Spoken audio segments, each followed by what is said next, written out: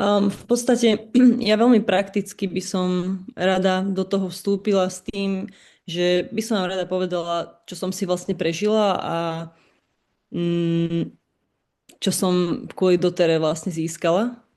A netýka sa to vlastne iba pleti, týka sa to tak celkovo. Toto som vlastne ja v roku 2021 a pôjdem na to takto cez trošku že roky a podobne, aby ste videli vlastne, čo sa udialo. Budem hovoriť hlavne o svojej pleti a o akné, ktoré som v podstate nadobudla tým, že som mala nadmerné množstvo stresu. A pravdepodobne teda, pretože to je jediné, čo mi logicky z toho vychádzalo, keďže mi nevedeli úplne na to lekári odpovedať. A toto teda je moja pleť v roku 2021, v lete 2021. A toto je moja pleť o pol roka na to. Čiže v rámci pol roka sa niečo udialo a ja aj viem, že som bola na Erasme a že som toho mala priveľa, asi som si toho naložila. A v podstate to, čo nepomáhalo, boli rady od lekárov a rôzne farmaceutické prípravky, ktoré som naozaj všetky vyskúšala. A takisto moja sestra mala akné v tom istom čase, ale z iného dôvodu, tak som vyskúšala aj tie produkty, ktoré mala ona k dispozícii a nič mi nepomohlo.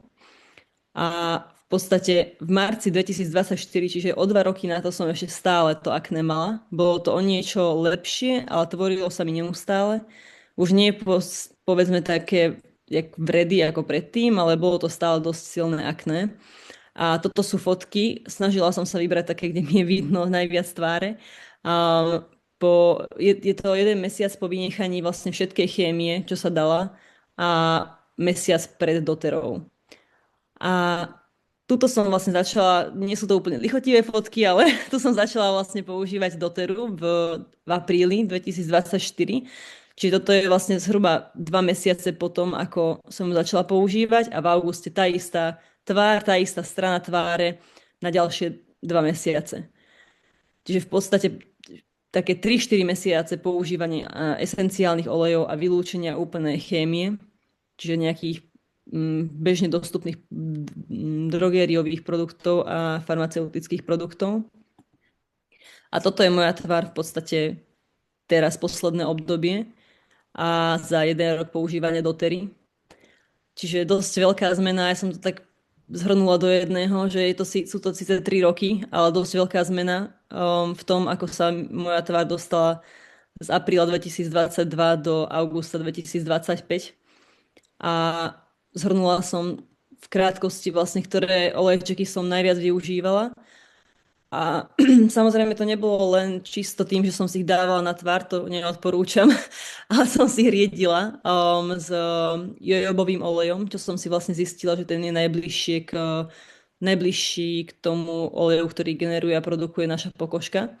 Čiže do toho jojobového oleja som si potom vždy dávala vlastne zo pár kvapiek kadidla, levandule, kurkumy a čajovníka.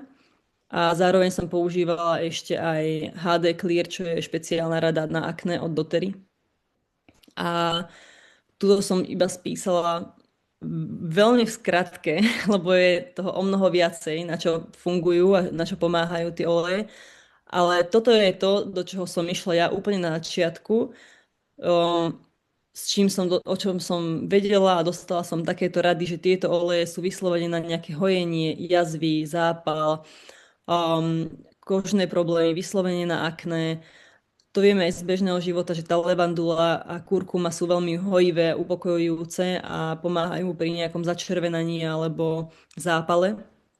Takže v podstate človek na to vie ísť aj veľmi intuitívne a z bežného života, ale s tým, čo už ste hovorila, že tie oleje sú naozaj že 100-krát silnejšie a vedia nám o to rýchlejšie teda pomôcť. Pardon. A ešte by som spomenula, že vlastne nie je pleť len pleťou, ale pleť neskutočne súvisí so žalúdkom a to, čo mne neuveriteľne pomohlo a pomáha do dnešného dňa, ako aj tie predošlé oleje, je Zengest. Či už na nejaké udržiavanie toho žalúdka a vo forme a v harmonii alebo jeho upokojenie pri akejkoľvek potiaži. A taktiež som vlastne v tom istom čase, ako som začala užívať doteru, vylúčila aj mäso, čo mne osobne veľmi pomohlo. A to je na zváženie a skúsení z každého z nás, že vylúčiť možno také potraviny alebo to jedlo, ktoré je telu ťažko stráviteľné, prípadne ho kombinovať potom vlastne s tými probiotikami, čo ja som vtedy v tom momente nerobila, ale robím to teraz a tiež si to neviem vynachváliť. Takže to je z mojej strany pravdepodobne všetko, len tak v skratke od mojej osobnej skúsenosti a vlastne ja bez dotery už teraz naozaj neurobím v podstate žiadny môj domáci produkt, či už je to nejaký krém, alebo imunitný šotík, alebo zubná pasta. Takže áno, je to súčasť mňa a ja som za to veľmi rada, lebo to je prirodzené a to je vlastne jediné, čo chcem. Takže ďakujem za pozornosť.